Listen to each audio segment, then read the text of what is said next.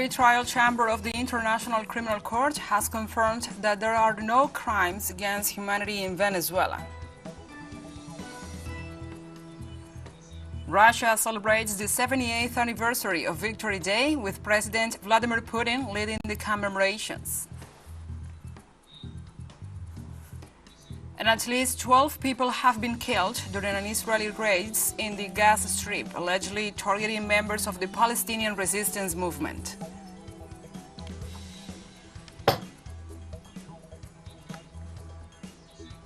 From the headquarters of TeleSUR English in Havana, Cuba, this is From the South. I'm your anchor, Gladys Quesada, and these are the news. The pre-trial chamber of the International Criminal Court has confirmed on Monday that Venezuela, there are no crimes against humanity. The verdict of the body of lawmakers in The Hague, seat of the government of the Netherlands and the International Court, stated that crimes against humanity have never occurred in Venezuela's national territory, as expressed in the report of the section on reparation and participation of victims of the International Criminal Court. This instrument, which only collects the opinions of potential victims, stated that so far no victim has been recognized as such by the International Court. In sense, the international organization reiterated Venezuelans have been victims of blockades and economic aggressions since 2014, derived from unilateral coercive measures imposed by the U.S. government in clear transgression of international law.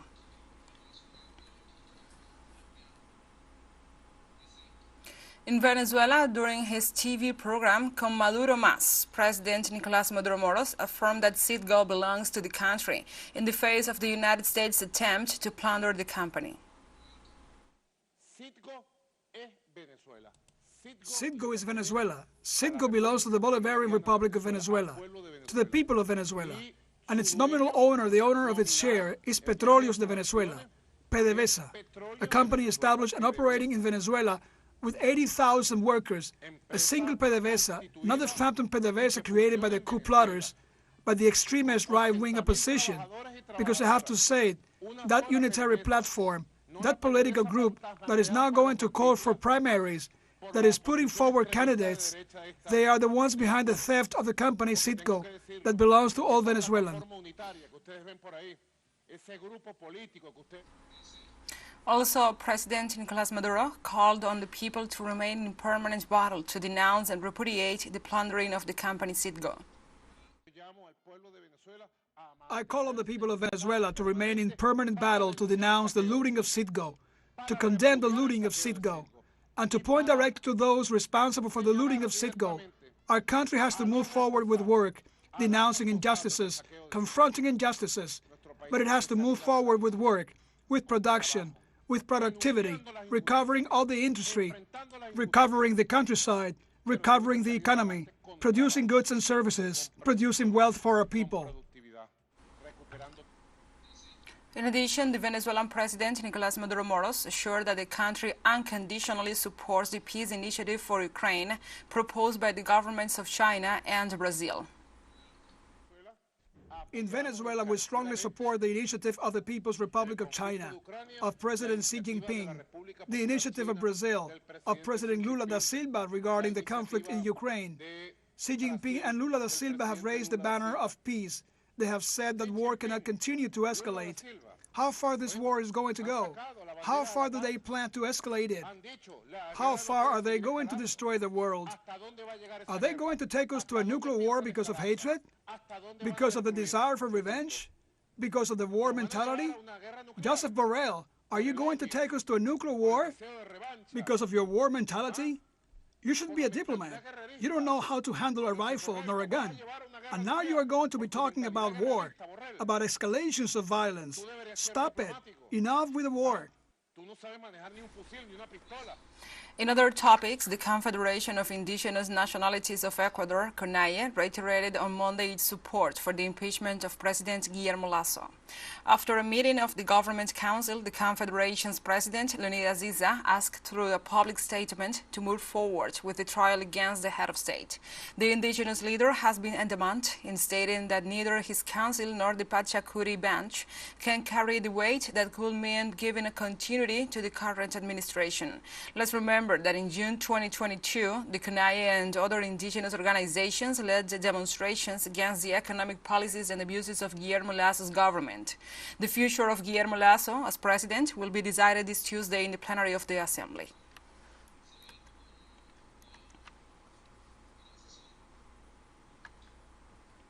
And also on Monday, a report by pollster Imazen SAZ showed that 81% of Ecuadorians support the ouster of President Guillermo Lasso, while 80.5% disapprove of his presidential administration and 76% find him guilty of corruption. The survey, conducted in April 2023, also shows that 75.9% of the citizens think that the president is guilty of a contract that should not have been signed, while 78.2% said that he has done nothing during his presidential term. Also, 58.89% of the surveyed said that qualify Lasso's management while in office as bad and 32.83% as very bad.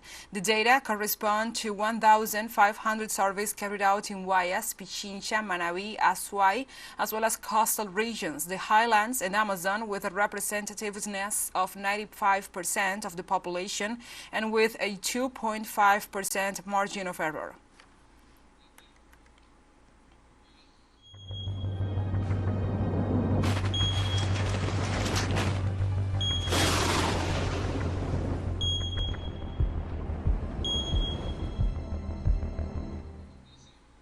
Now we move on to other topics. The province of Alberta in Western Canada requested federal aid on Monday to fight the forest fires that were severely affecting the country and the territory.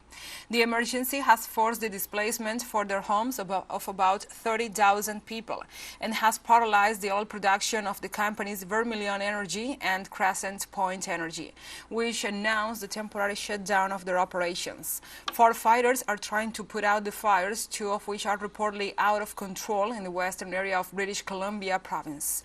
Several roads near Edmonton, the provincial capital, are closed, and evacuees continue to arrive at temporary shelters that have been set up.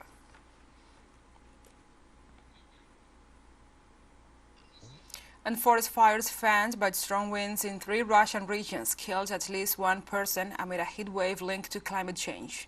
According to local authorities, a 49-year-old man died while trying to put out a fire near the village of Krasny Yar in the Yutumen region of western Siberia.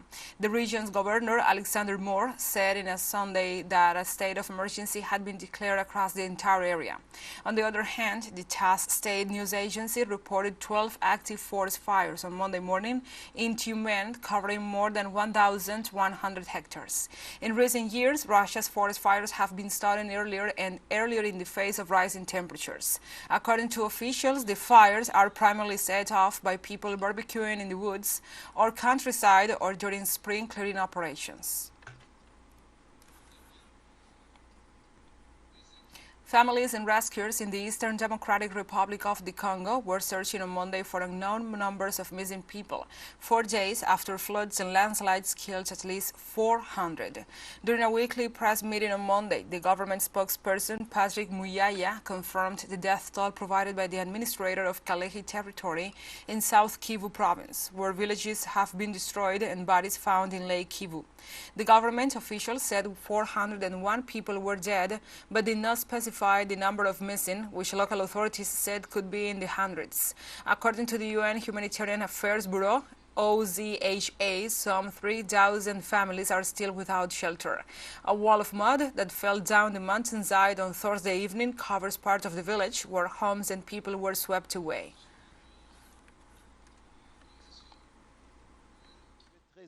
We will be very happy to find people alive, but what is certain is that this will not be the case. We must be able to give thanks to the Lord who allowed all this to happen.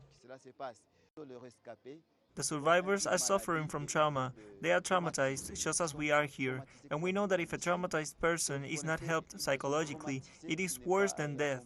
And when the authorities decided that today should be a day of national mourning, it is a consolation for us. Let's take a short break, but remember you can join us on TikTok at TeleSUR English, where you will find news updates and more. Other stories coming up, stay with us.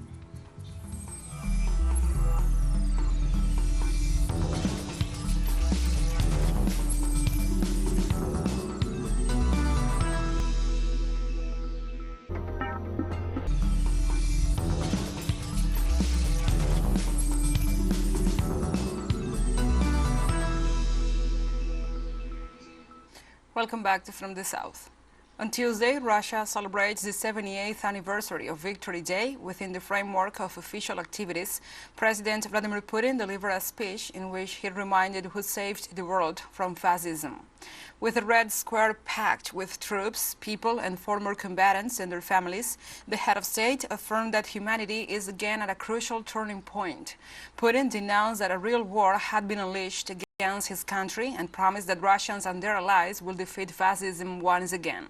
The head of state also acknowledged the contribution of his troops and reaffirmed that the only thing they are aiming for is a peaceful and stable future.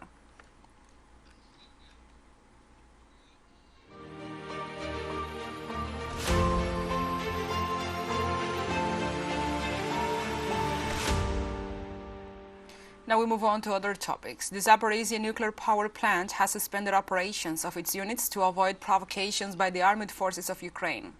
Acting local governor Yevgeny Belitsky noted that the Ukrainian forces started pouring water from the dams, and the water level in the Kamp-Konvar reservoir rose to 17.08 meters. The acting governor also said that following an increase of Ukrainian bombing in the region, residents of 18 localities in the province, including the town of Energodar, where the nuclear power plant is located, were temporarily relocated to ensure their safety. Plant director Yuri Chernychuk reported that operation of all units had been suspended and that plant staff are doing everything necessary to ensure nuclear safety.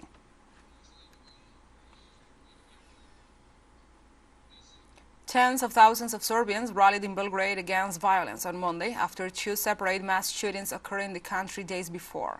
Crowds marched through the city center behind a banner that read "Serbia Against Violence." The protesters demanded the shutdown of TV stations and tabloids they're accused of promoting violent and vulgar content, a ban on pro-government newspapers that regularly stoke tension with articles targeting political dissidents, and the resignations within a week of Interior Minister Bratislav Gazic and the director of the State Security Agency, Alexander Volin, as well as the dismissal of the government's regulatory authority for electronic media.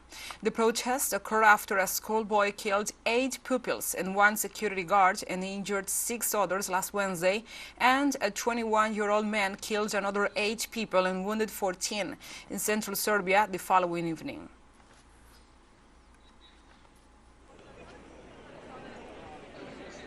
On Monday, the French President Emmanuel Macron commemorated the end of World War II on the Champs-Élysées after the establishment of a large security perimeter to prevent the opposition from demonstrating. Macron paid his respects at the tomb of the unknown soldier before rekindling the flame as is tradition.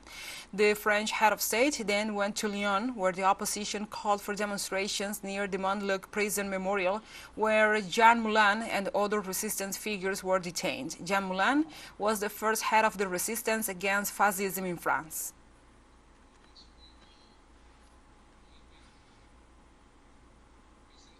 And in the same line, in France, thousands of people demonstrated in Lyon against the government's pension reform and in tribute to the resistance fighters of the Second World War on the sidelines of a visit by French President Emmanuel Macron to the Montluc prison memorial.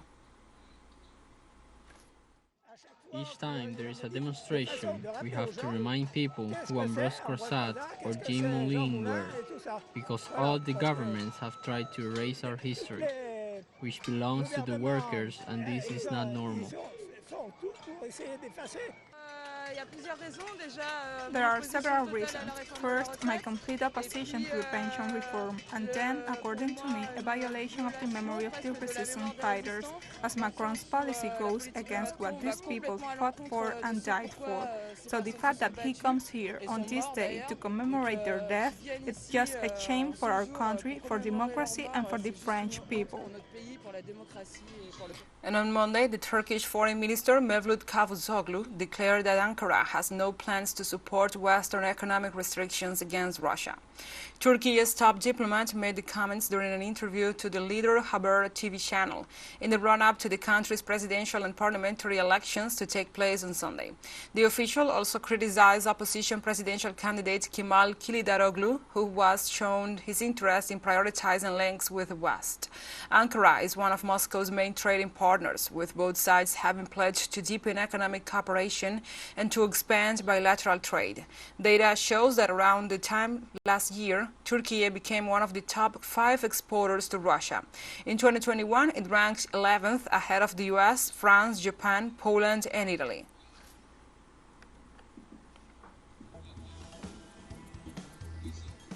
And TeleSUR English continues to grow. You can now tune in from 33 different African countries using StoreSat. Dial 461 and enjoy our Latin American alternative broadcast. One final short break and we'll be right back. Stay with us.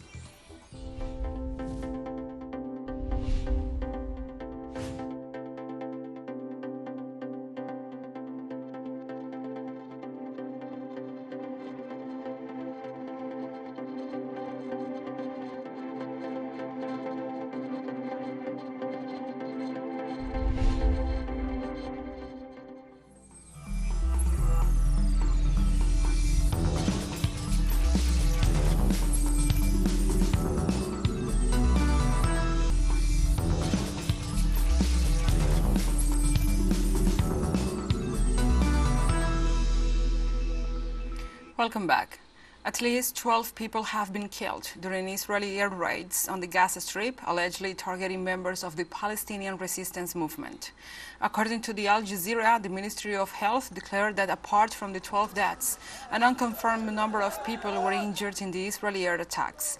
Witnesses said that explosion hit the top floor of an apartment building in the Gaza Strip and a house in the southern city of Rafah in the early hours of Tuesday morning. In anticipation of Palestinian rockets being launched in response, Israel's military issued instructions advising Israeli residents of communities within 40 kilometers of Gaza to stay close to designated bomb shelters. And in this context, the Palestinian government has denounced Israel for committing a heinous crime against its people, according to its foreign minister Riyad al-Maliki, referring to the bombing of the Gaza Strip. Al-Maliki assured that the Israel government has wanted to export the serious crisis affecting them to the Palestinian scenario. Also, the Palestinian foreign minister confirmed that most of the victims of the bombings are children, women, and unarmed civilians, and he called on the international community to condemned categorically the crimes perpetrated by the Tel Aviv government. Palestine continues to believe that the conflict with Israel requires peaceful political solutions, al-Maliki reiterated.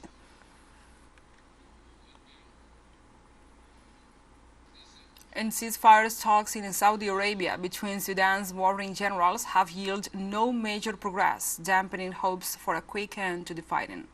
According to the Saudi Foreign Ministry, Sudan's Army Chief Abdel Fattah al-Burhan and his deputy-turned-rival Mohammed Hamdan Daglo, who heads the paramilitary Rapid Support Forces, sent representatives to the Red Sea coastal city of Jeddah on Saturday for meetings that Washington and Riyadh have described as pre-negotiation talks.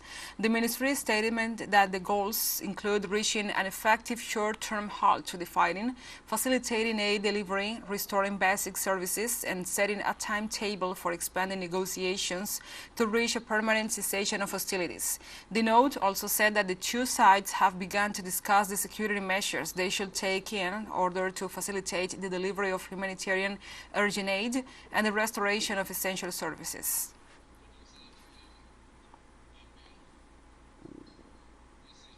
And Southern African countries agreed to send troops to the east of the Democratic Republic of the Congo to address rising violence in the region.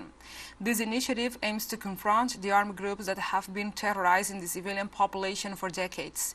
The decision was taken in talks involving several heads of state, including the President of the Democratic Republic of the Congo, Felix Antoine Tshisekedi, our South African counterparts Cyril Ramaphosa, and ministers from the 16 member states of the Union.